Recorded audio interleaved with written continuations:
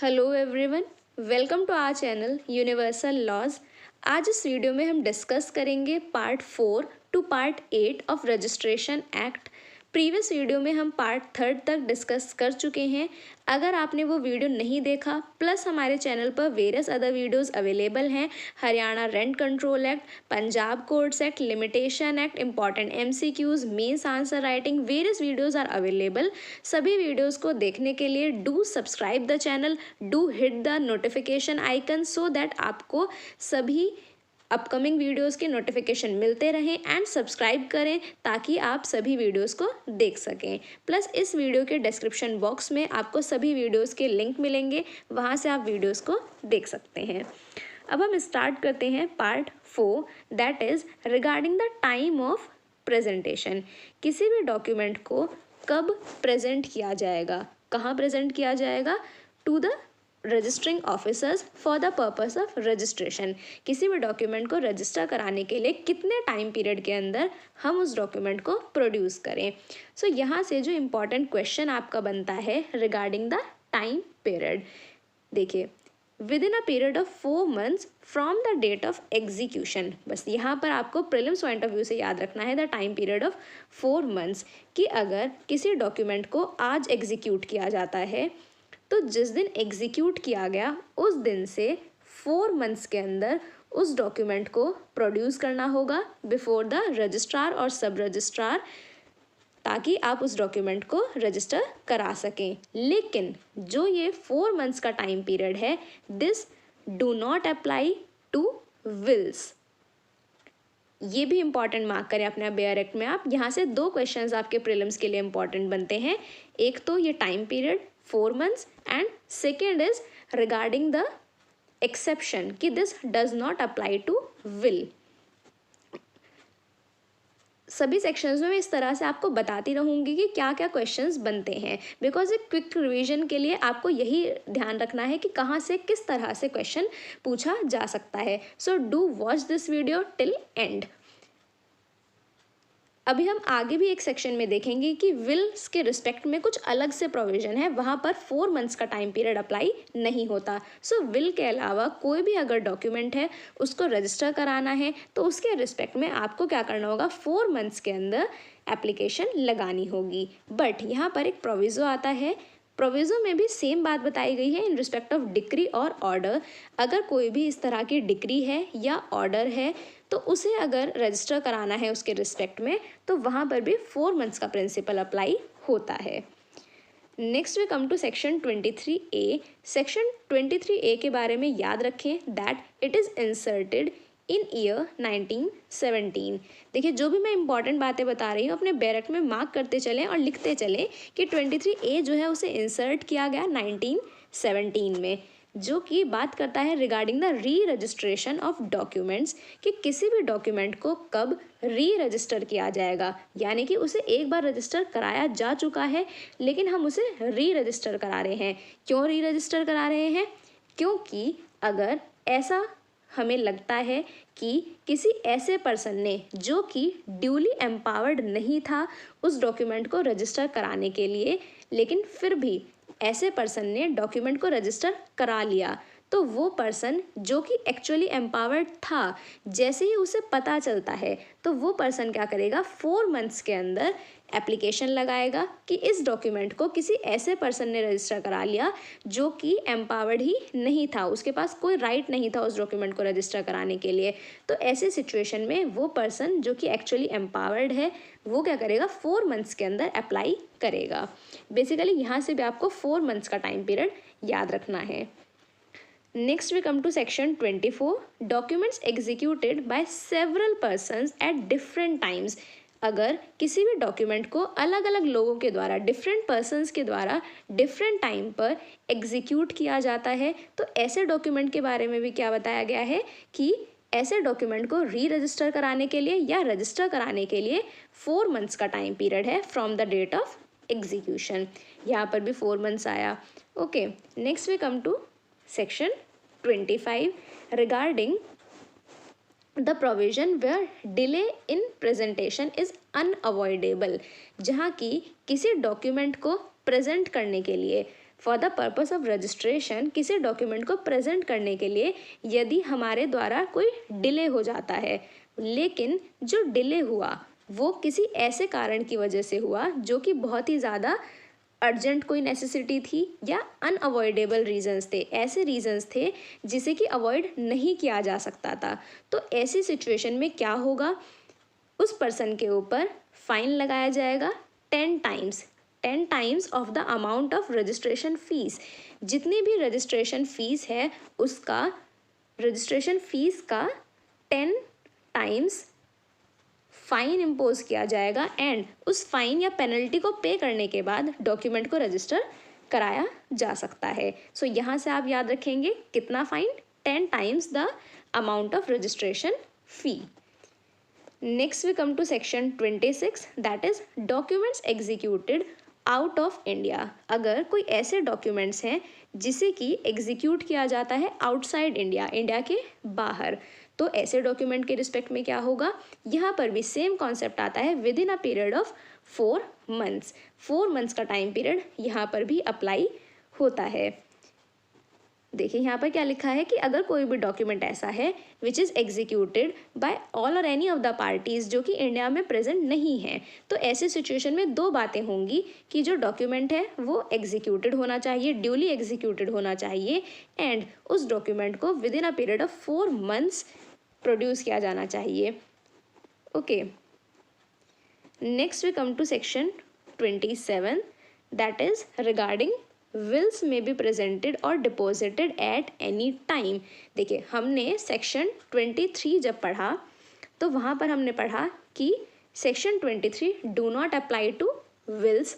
Similarly यहाँ पर section 27 में क्या लिखा है कि अगर कोई भी विल है उसको अगर हम रजिस्टर कराना चाहते हैं then it may be presented at any time, किसी भी समय विल को प्रेजेंट किया जा सकता है for the purpose of registration और it may be deposited in any manner.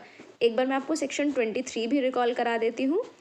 Section 23 यहाँ पर क्या लिखा था, other than that of will, कि जो 4 मंथ्स का कॉन्सेप्ट है ये विल्स के ऊपर अप्लाई नहीं होता।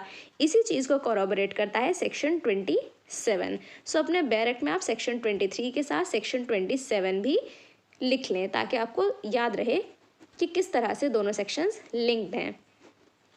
Okay, next we come to part 5 that is regarding the place of registration. So part 4 में हमने पढ़ा प्रेजेंटेशन कि किस तरह से प्रेजेंट किया जाएगा, कितने टाइम में प्रेजेंट किया जाएगा डॉक्यूमेंट को। Next we come to part 5 that is regarding the place of registration. Section 28 place for registering documents related to land. अगर कोई भी डॉक्यूमेंट लैंड से रिलेटेड है, किसी प्रॉपर्टी से रिलेटेड है, तो ऐसे सिचुएशन में क्या होगा, जो डॉक्यूमेंट है उसको रजिस्ट्रेशन के लिए हम कहाँ प्रेजेंट करेंगे, वहाँ प्रेजेंट करेंगे जहाँ पर या तो वो प्रॉपर्टी पूरी तरह से सिचुएटेड है या उस प्रॉपर्टी का कोई पोर्शन भी अगर सिचुएटेड है, तो हम ऐसे ऑफिस रजिस्ट्रार या फिर सब रजिस्ट्रार के ऑफिस में जा सकते हैं। ओके, सो या तो वो पूरी की पूरी प्रॉपर्टी जहाँ सिचुएटेड है वहाँ के रजिस्ट्रार के पास आप जाएं, या फिर जहाँ पर उस प्रॉपर्टी का कुछ पोर्शन सिचुएटेड है वहाँ के रजिस्ट्रार या सब रजिस्ट्रार के पास जा करके डॉक्यूमेंट को रजिस्टर कराया जा सकता है। Next we come to section 29 regarding the place for registering other documents. Section 28 में हमने बात करी about the document related to land, land से रिलेटेड जो भी डॉक्यूमेंट्स हैं। सेक्शन 29 बात करता है अदर डॉक्यूमेंट्स कि लैंड के अलावा जो भी डॉक्यूमेंट्स हैं उसके रिस्पेक्ट में क्या होगा, उसके रिस्पेक्ट में यहाँ पर बताया गया है कि जो सब रजिस्ट्रार हैं इन हुज सब district the document was executed, जिसके डिस्ट्रिक्ट में उस डॉक्यूमेंट को एग्जीक्यूट किया गया है वहीं के सब रजिस्ट्रार के पास, सब रजिस्ट्रार के ऑफिस में आप अप्लाई करेंगे। Next we come to section 30 regarding registration by registrars in certain cases, कि यहाँ पर बहुत सिंपल बात है कि कभी क्या हो सकता है, अगर कोई इस तरह का डॉक्यूमेंट है जो कि सब रजिस्ट्रार के द्वारा रजिस्टर किया जाना चाहिए था, तो ऐसे डॉक्यूमेंट को रजिस्ट्रार भी रजिस्टर कर सकते हैं। This is not so important. Next we come to section 31 regarding the registration or acceptance for deposit at private residence। कब किसी डॉक्यूमेंट को किसी के प्राइवेट रेजिडेंस पर भी एक्सेप्ट किया जा सकता है for the purpose of registration. So general rule यहाँ पर यह आता है कि अगर आप किसी डॉक्यूमेंट को रजिस्टर कराना चाहते हैं तो आपको क्या करना होगा, आपको जाना होगा रजिस्ट्रार के ऑफिस में या फिर सब रजिस्ट्रार के ऑफिस में। तो जनरल रूल इज़ कि आपको ऑफिस में जा कर के अप्लाई करना होगा for a particular official work है क्योंकि ये। लेकिन यहाँ पर एक एक्सेप्शन आता है सेक्शन 31 में कि अगर कोई इस तरह का स्पेशल कॉज है, कोई स्पेशल रीज़न अगर शो किया जाता है उस पर्सन के द्वारा, तो ऐसी सिचुएशन में उसके रेजिडेंस पर भी डॉक्यूमेंट को रजिस्टर किया जा सकता है। Okay, next we come to part 6। This must be part 6 regarding the presenting documents for registration. कब किसी डॉक्यूमेंट को रजिस्ट्रेशन के पर्पज से प्रेजेंट किया जाएगा, किस तरह से प्रेजेंट किया जाएगा। So next section 32 that is persons to present document for registration. कौन ऐसे पर्सन होंगे जो कि किसी भी डॉक्यूमेंट को रजिस्ट्रेशन के लिए प्रेजेंट कर सकते हैं। सो यहाँ पर आपको ये 3 पॉइंट्स याद रखने हैं कि कोई भी पर्सन जिसने उस डॉक्यूमेंट को एग्जीक्यूट किया हो या जो उस पर्सन के अंडर में क्लेम कर रहा हो या रिप्रेजेंटेटिव और assignee of the person executing the document या फिर एजेंट ऑफ सच पर्सन। ऐसे पर्सन का जो भी एजेंट है, एजेंट भी डॉक्यूमेंट को रजिस्ट्रेशन के लिए प्रेजेंट कर सकते हैं। Next we come to section 32A regarding compulsory affixing of photograph etcetera. Section 32A के बारे में याद रखें कि ये जो सेक्शन है ये इंसर्ट हुआ इन ईयर 2001। इसी तरह से अपने बैरेट में मार्क करें कि सेक्शन 32A जो कि फोटोग्राफ एफिक्स करने की बात करता है। देखिए बहुत सिंपल है, जब भी हम किसी डॉक्यूमेंट को रजिस्टर कराएंगे तो आप जो भी फॉर्म भर के देंगे, जो भी डॉक्यूमेंट्स होंगे, उन सभी में एक पासपोर्ट साइज फोटोग्राफ लगेगी, फिंगरप्रिंट्स दिए जाएंगे और उसे प्रॉपरली एफिक्स किया जाएगा। Okay, so this is not so much difficult. Next we come to section 33 आप स्किप कर सकते हैं। सेक्शन 34 भी स्किपेबल नेचर का है। So next we come to section 35 that is regarding the procedure on admission and denial of execution respectively. अगर किसी भी डॉक्यूमेंट को एडमिट कर लिया जाता है या उसे डिनाई कर दिया जाता है तो उसके बाद क्या प्रोसीजर अपनाया जाएगा। सो अगर किसी पर्सन ने किसी डॉक्यूमेंट को रजिस्टर कराने के लिए अप्लाई किया एंड उस डॉक्यूमेंट को एक्सेप्ट कर लिया जाता है या फिर एडमिट कर लिया जाता है for the purpose of registration, so उसके बाद क्या होगा, डॉक्यूमेंट को रजिस्टर कर दिया जाएगा। Very much simple. नेक्स्ट, अगर उस डॉक्यूमेंट को डिनाई कर दिया जाता है या फिर वो पर्सन जो कि डॉक्यूमेंट को एग्जीक्यूट किया है जिसने, वो ही उसे डिनाई कर देता है कि मैंने इस डॉक्यूमेंट को प्रॉपरली एग्जीक्यूट नहीं किया, ये डॉक्यूमेंट का एग्जीक्यूशन नहीं हुआ, तो ऐसी सिचुएशन में जो रजिस्ट्रार हैं या सब रजिस्ट्रार हैं वो उस डॉक्यूमेंट को रजिस्टर करने से डिनाई कर देंगे। ओके, डिनाई किया जा सकता है। Next we come to part 7 regarding the enforcement of the appearance of executant and witnesses। executant और witness को कब enforce किया जा सकता है कि वो present हो, उनकी appearance को secure किया जा सकता है। so section 36 that is procedure where appearance of executant or witness is desired।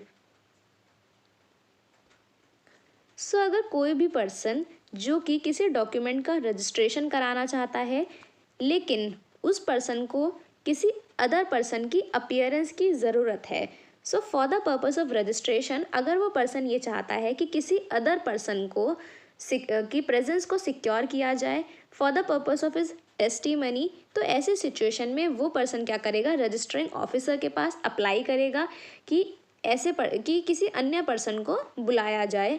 Then उसके बाद जो रजिस्टरिंग ऑफिसर हैं या कोर्ट हैं वो क्या करेंगे, एक तरह से समन्स इशू करेंगे टू दैट पर्सन कि आपको रजिस्टरिंग ऑफिस में अपीयर होना होगा।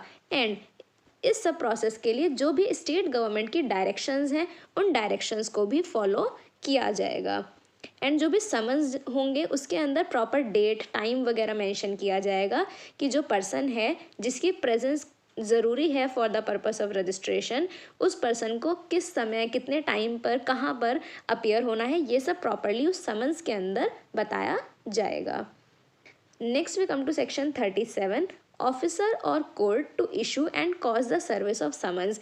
जो भी इस तरह से समन्स इशू किए जाएंगे उन्हें उस रजिस्टरिंग ऑफिसर के द्वारा या कोर्ट के द्वारा प्रॉपरली सर्व कराया जाएगा अपॉन पेयर्स फीस दे करके प्रॉपरली पे उन्हें समन्स को सर्व कराया जाएगा। Next we come to section 38, that is important कि persons who are exempt from appearance at registration office. कौन ऐसे पर्सन्स हैं जिनकी अपीयरेंस को एग्जेम्प्ट किया गया है। So any person who by the reason of bodily infirmity, कोई भी ऐसा पर्सन जो कि बॉडीली इन्फॉर्मिटी की वजह से अगर वो अनेबल है कि वो रजिस्ट्रेशन ऑफिस में अपीयर नहीं हो सकता बिकॉज ऑफ हिज सीरियस कोई बॉडीली डिजीज़ है या कुछ इस तरह की सिचुएशन है, तो ऐसे पर्सन को एग्जेम्प्ट किया गया है from appearance. Next is or a person in jail under civil or criminal process, कोई भी ऐसा पर्सन जो कि सिविल या क्रिमिनल प्रोसेस की वजह से सिविल या क्रिमिनल जेल के अंदर अगर वो है तो ऐसे पर्सन को भी एग्जेम्प्ट किया गया है। Next is person who is exempt by law from personal appearance in court, कोई अदर पर्सन जिसको किसी अदर लॉ की वजह से एग्जेम्पशन प्रोवाइडेड है कि वो कोर्ट में अपीयर नहीं होगा, सो ऐसे पर्सन को भी रजिस्ट्रेशन ऑफिस में बुलाया नहीं जा सकता। सो हमने यहाँ पर 3 पॉइंट्स पढ़े, तीनों पॉइंट्स को याद रखेंगे। नेक्स्ट इज इम्पॉर्टेंट, यहाँ पर एक बात आती है, तो फिर ऐसे पर्सन को कोर्ट में या फिर रजिस्ट्रेशन ऑफिस में तो नहीं बुलाया जाएगा, तो फिर क्या कर सकते हैं, क्या कोई रेमेडी अवेलेबल है। तो ऐसी सिचुएशन में जो रजिस्टरिंग ऑफिसर हैं वो क्या करेंगे, either himself go to the house of such person, उस पर्सन के घर जाएंगे या तो खुद, या फिर अगर वो जेल में कन्फाइंड है तो उस जेल में जा कर के जो भी उसका एग्जामिनेशन करना है वो सब वहाँ पर कर सकते हैं। Next we come to section 39, law as to summons commission and witness. तो जो भी यहाँ पर समन के रिस्पेक्ट में, कमीशन के रिस्पेक्ट में, विटनेसेस के रिस्पेक्ट में जो सब लॉज सिविल कोर्ट में फॉलो किए जाते हैं वही सभी लॉज को रजिस्ट्रेशन ऑफिस में भी फॉलो किया जाएगा। Next we come to part 8, that is regarding the presenting wills and authorities to adopt. Will और जो अडॉप्शन अथॉरिटीज़ हैं उसको किस तरह से प्रेजेंट किया जाएगा। सो यहाँ पर सेक्शन 40 आता है, that is regarding persons who are entitled to present will and authorities to adopt. कौन ऐसे पर्सन्स हैं जो कि एंटाइटल्ड हैं कि वो विल को प्रोड्यूस करें। सो है द टेस्टेटर, जो टेस्टेटर है यानी जिसने वो विल बनाई है, या after the death of the testator कोई भी ऐसा पर्सन जो कि टेस्टेटर के अंदर क्लेम कर रहा है, या कोई ऐसा पर्सन में प्रेजेंटेड टू द रजिस्ट्रेशन और सब रजिस्ट्रेशन या सब रजिस्ट्रार ऑफिस में वो उस पर्सन जो है वो क्या करेंगे, प्रोड्यूस करेंगे। नेक्स्ट इज द डोनर और after his death the Downey. तो यहाँ पर आप केवल कुछ पॉइंट्स याद रखें कि जो टेस्टेटर हैं वो प्रेजेंट कर सकते हैं, after the death of testator कोई अदर पर्सन जो कि क्लेम कर रहे हैं, या फिर द डोनर वो भी प्रोड्यूस कर सकते हैं उस विल को या फिर जो भी डॉक्यूमेंट है उसको to the office of registrar और to the office of sub registrar. Next is section 41 regarding registration of wills and authorities to adopt. A will और an authority to adopt presented for registration by testator या donor के द्वारा जो भी produce की गई है उसको किस तरह से किया जाएगा। तो अ विल और an authority to adopt presented for registration by the testator और by donor may be registered in the same manner, उसे उसी तरह से रजिस्टर किया जाएगा जिस तरह से किसी अदर डॉक्यूमेंट को रजिस्टर किया जाता। नेक्स्ट इज अ विल और an authority to adopt presented for registration by any other person entitled to presented shall be registered if the registering officer is satisfied. अगर registering officer satisfied हैं कुछ circumstances में that the will or authority was executed by a testator or donor, कि उस testator या donor के द्वारा properly will को या उस अथॉरिटी को एग्जीक्यूट किया गया है, या जो टेस्टेटर और डोनर है उनकी डेथ हो चुकी है, या फिर the person who is presenting the will is authorised as per section 40 के अकॉर्डिंग अगर वो पर्सन ऑथराइज्ड हैं, तो ऐसी सिचुएशन में भी डॉक्यूमेंट को रजिस्टर किया जा सकता है. सो है हमने सेक्शन 41 तक प्रॉपरली डिस्कस कर लिया है एंड दैट इज़ पार्ट 8 तक हम पढ़ चुके हैं. नेक्स्ट वीडियो में हम आगे डिस्कस करेंगे. अगर आपको ये वीडियो पसंद आया so please do hit the like button, subscribe our channel, keep sharing with your friends and stay tuned, because आप अगर कमेंट सेक्शन में हमें बताएंगे उसी से हमें प्रॉपर मोटिवेशन मिलता है ताकि हम इसी तरह से आपके लिए और वीडियोस लाते रहें. So keep sharing with your friends and stay tuned with us.